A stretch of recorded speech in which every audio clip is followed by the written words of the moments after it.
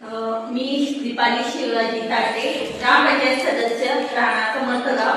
आमच्या गावाने माझी वसुंधरा 5.0 या अभियानात सहभाग घेतला आहे आणि या अभियानांतर्गत आम्ही आमच्या गावाने शाळेतल्या मुलांच्या सहभागाने विविध प्रकारची बियाणे गोळा केली आहे आणि त्या आम्ही बीज संकलन तयार केलं आहे।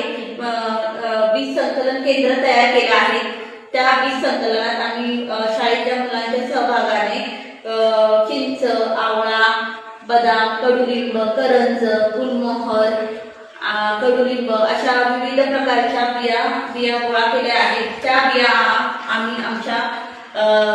आम्ही रोपवाटिका तयार केली आहे, त्याच्यासाठी वापरणार आहे।